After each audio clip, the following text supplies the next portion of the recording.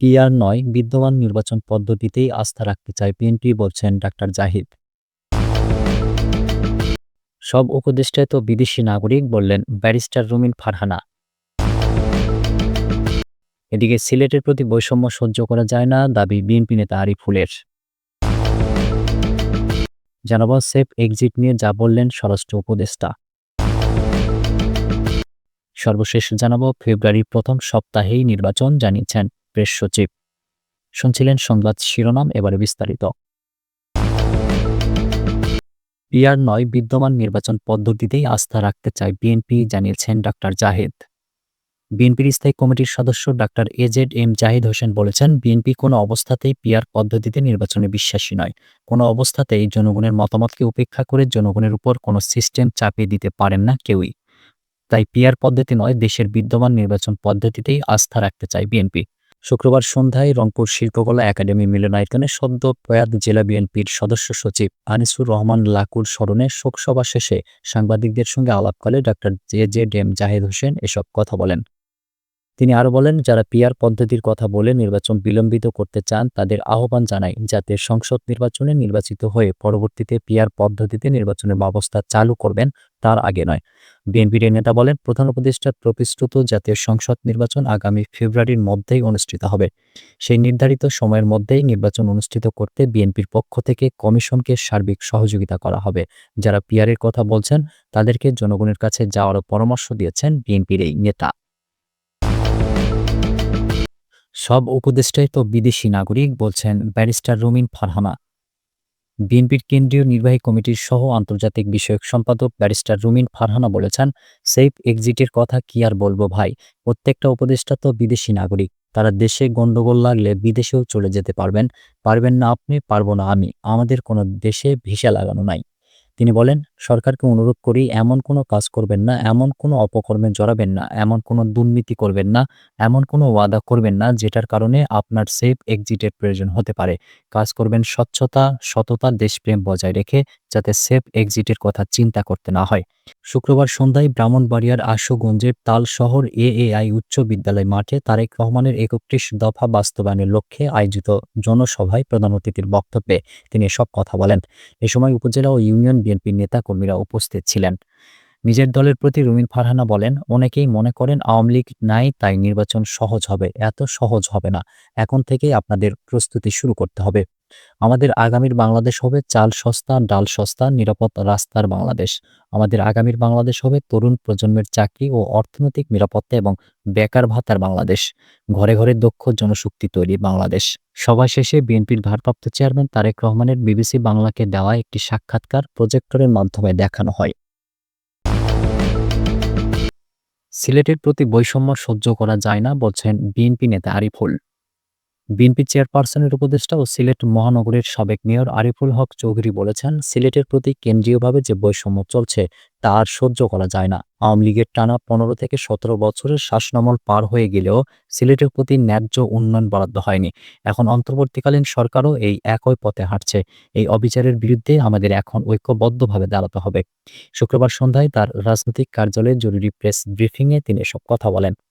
সাবেক মেয়র আরিফুল হক চৌধুরী বলেন, সিলেট ঢাকা মহাসড়কের সংস্কার কাজ বছরের পর বছর ধরে চলছে, কিন্তু অগ্রগতি নেই। প্রতিদিনই যানজটে ঘন্টার পর ঘন্টা আটকে থাকছে মানুষ। রেলপথের অবস্থাও করুন। ট্রেনের সময়সূচি অনিয়মিত, কোচগুলো জরাজীর্ণ, অথচ এই সমস্যার সমাধানে সরকারের কোনো কার্যকর উদ্যোগ নেই। তিনি আরও বলেন, সড়কপথে যাত্রীদের কষ্ট সীমাহীন। রাস্তায় মানুষের সময় নষ্ট হয়ে দুর্ঘটনা বেড়েছে। ব্যবসা বাণিজ্য ক্ষতিগ্রস্ত হচ্ছে। রাস্তাঘাটের এই অচল অবস্থায় সিলেটে পণ্য আনতে সময় বেশি লাগায়, পণ্যের দামও বেড়ে যাচ্ছে। ফলে এখানকার মানুষকে নিত্য পণ্যের জন্য বাড়তি মূল্য গুনতে হচ্ছে। সংবাদ সম্মেলনে আরিফুল হক আরও বলেন, সিলেট ঢাকা রুটে বিমানের ভাড়াও অস্বাভাবিক। দেশে যেখানে ফ্লাইট ভাড়া নিয়ন্ত্রণে আনার উদ্যোগ নেওয়া হয়েছে, সেখানে সিলেটবাসীকে উল্টো অতিরিক্ত ভাড়া গুনতে হচ্ছে। সড়ক, রেল ও আকাশ, তিন দিকেই সিলেটবাসী বৈষম্যের শিকার। এটা আর মেনে নেওয়া সম্ভব নয়। তিনি বলেন, আমাদের প্রিয় বৃহত্তর সিলেটের যোগাযোগ ব্যবস্থায় দীর্ঘদিন ধরে চলমান দুর্ভোগ, অনিয়ম ও চরম নৈরাজ্য আজ অসহনীয় পর্যায়ে পৌঁছেছে। জনগণের মৌলিক অধিকার, সহজ, নিরাপদ ও সুশৃঙ্খল যাতায়াতের অধিকার মারাত্মকভাবে ক্ষুণ্ণ হয়েছে। এই অব্যবস্থাপনা ও অবিচারের প্রতিবাদে এবং একটি টেকসই, স্বচ্ছ ও জনমুখী উন্নয়ন পরিকল্পনার দাবিতে আমাদের একত্রিত হতে হবে। এই অবস্থান কর্মসূচি হবে ঐক্য ও প্রতিবাদের এক শক্তিশালী প্রতীক। সাবেক মেয়র জানান, তার ডাকে সিলেটের ব্যবসায়ী সমাজ ও পরিবহন শ্রমিকরাও একাত্মতা ঘোষণা করেছেন।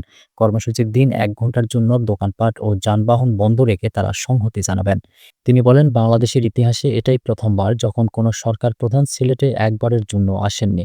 অতীতে সব সরকার প্রধানই অলি আউলিয়াদের মাজার জিয়ারতের জন্য হলেও সিলেটে এসেছেন, কিন্তু এবার সেই ঐতিহ্যও ভঙ্গ হয়েছে। আমি সরকার প্রধানকে আহ্বান জানাচ্ছি, অন্তত একবার উপদেষ্টাদের নিয়ে সড়কপথে সিলেট ঘুরে দেখুন, তবেই বাস্তব চিত্রটি বুঝতে পারবেন। আরিফুল হক চৌধুরী বলেন, এই আন্দোলন কোনো দলের নয়, এটি সিলেটবাসীর অধিকার আদায়ের লড়াই। আমরা চাই সবাই দলমত নির্বিশেষে এই কর্মসূচিকে সফল করুন, কারণ সিলেটের উন্নয়ন মানে কেবল সিলেটের নয়, এটি গোটা দেশের সামগ্রিক উন্নয়নের অংশ। সেফ এক্সিট নিয়ে যা বললেন স্বরাষ্ট্র উপদেষ্টা। উপদেষ্টাদের সেফ এক্সিট প্রসঙ্গে স্বরাষ্ট্র উপদেষ্টা লেফটেন্যান্ট জেনারেল মোহাম্মদ জাহাঙ্গীর আলম চৌধুরী বলেছেন, ওনাকেই বলতে পারেন, প্রশ্ন তো আর থামানো যায় না। শুক্রবার ঢাকার আশুলিয়ায় বোধিজ্ঞান কেন্দ্র আয়োজিত কঠিন চিবরদান অনুষ্ঠানে প্রধান অতিথির বক্তব্যে তিনি এসব কথা বলেন। স্বরাষ্ট্র উপদেষ্টা বলেন, দেশে আইন শৃঙ্খলা পরিস্থিতি আগের চেয়ে অনেক উন্নতি হয়েছে, আগামীতে আরও উন্নতি হবে। আসন্ন জাতীয় নির্বাচন সম্পর্কে উপদেষ্টা বলেন, বর্তমান সরকার আগামী ফেব্রুয়ারিতে নির্বাচনের প্রস্তুতি নিয়েছে। অবাধ, সুষ্ঠু ও নিরপেক্ষ নির্বাচন করতে বর্তমান সরকার বদ্ধপরিকর। স্বরাষ্ট্র উপদেষ্টা বলেন, অসুরের মুখে যারা দাড়ি লাগিয়েছে তাদের ছাড় দেওয়া হবে না। এ ব্যাপারে থানায় জিডি করা হয়েছে, দোষীদের আইনের আওতায় আনা হবে। তিনি আরও বলেন, বর্তমান অন্তর্বর্তী সরকার সাম্প্রদায়িক সম্প্রীতি বজায় রাখার ক্ষেত্রে সর্বদা বদ্ধপরিকর। দেশের সব বৌদ্ধ বিহারে মাসব্যাপী কঠিন চিবরদান কর্ম শান্তিপূর্ণভাবে অনুষ্ঠানের জন্য সরকারের পক্ষ থেকে সব ব্যবস্থা নেওয়া হয়েছে। উপদেষ্টা বলেন, মনীষী অতীশ দীপঙ্করের জ্ঞান, দর্শন, ধর্মচর্চা, কর্মশিক্ষা আরও বিস্তৃত পরিসরে ছড়িয়ে দিতে জন্মভূমি বাংলাদেশে তার নামে একটি বিশ্বমানের বিশ্ববিদ্যালয় প্রতিষ্ঠা করা সময়ের দাবি। তিনি বলেন, বাংলাদেশের সন্তান হিসেবে মনীষী অতীশ দীপঙ্করের কীর্তি ও বিশ্বব্যাপী খ্যাতিতে আমরা গর্বিত। পরে সাংবাদিকদের ব্রিফিংকালে উপদেষ্টা বলেন, আমাদের দেশে কোনো ধর্মীয় বিভেদ নেই। সবাই শান্তিপূর্ণ ও সহাবস্থানে থেকে নিজ নিজ ধর্ম পালন করে যাচ্ছে।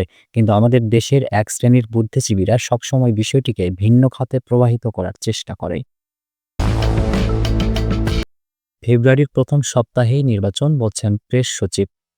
প্রধান উপদেষ্টা প্রেস সচিব শফিকুল আলম বলেছেন, অন্তর্বর্তী সরকার নির্বাচনের ব্যাপারে প্রতিশ্রুতিবদ্ধ। জাতীয় নির্বাচন ফেব্রুয়ারির প্রথম সপ্তাহেই অনুষ্ঠিত হবে। সরকার সেই লক্ষ্যে কাজ করে যাচ্ছে। এ বিষয়ে যত সংশয় ছিল সব ধুয়ে মুছে কেটে গেছে। এখন জাতি নির্বাচনের জন্য প্রস্তুত। শুক্রবার বিকেলে ময়মনসিংহ প্রেস ক্লাবের সাংবাদিকদের সঙ্গে সৌজন্য সাক্ষাৎকালে তিনি এসব কথা বলেন। এ সময় ময়মনসিংহ প্রেস ক্লাবের সহ সভাপতি মোহাম্মদ নওয়াব আলী, সাধারণ সম্পাদক সাইফুল ইসলাম সহ প্রিন্ট এবং ইলেকট্রনিক মিডিয়ার সাংবাদিকরা উপস্থিত ছিলেন। তিনি বলেন, জুলাই সনদ নিয়ে রাজনৈতিক দলগুলো অনেক কথা বলেছেন। জুলাই সনদ নিয়ে সব দল একমত হয়েছে। খুব দ্রুত রাজনৈতিক দলগুলো বসে ঠিক করে ফেলবে। প্রেস সচিব বলেন, আগামী 15ই অক্টোবর জুলাই সনদ সই করার একটা ঘোষণা এসেছে। সই হওয়ার পর দেশের সব রাজনৈতিক দল নির্বাচনের জন্য প্রস্তুতি নেবে। ইতিমধ্যে কয়েকটি দল মনোনয়ন ঘোষণা করেছে। বাংলাদেশ সুস্থ ধারার রাজনীতির মাধ্যমে নবযাত্রা শুরু করবে। তিনি বলেন, পূর্বের নির্বাচনগুলো ছিল ফেক নির্বাচন, কিন্তু এবার নির্বাচন হবে ফ্রি এবং ফেয়ার নির্বাচন। বাংলাদেশের যতগুলো নির্বাচন হয়েছে এটা হবে বেস্ট নির্বাচন। সুপ্রিয় দর্শক, এ ছিল এখনকার মতো সর্বশেষ সংবাদ। পরবর্তী সংবাদ দেখার আমন্ত্রণ রইল।